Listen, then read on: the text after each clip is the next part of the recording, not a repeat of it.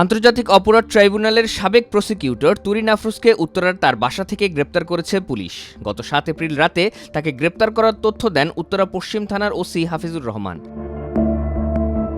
তিনি বলেন, বৈষম্যবিরোধী ছাত্র আন্দোলনের সময় হত্যার অভিযোগ সহ কয়েকটি মামলা রয়েছে তুরিনের বিরুদ্ধে।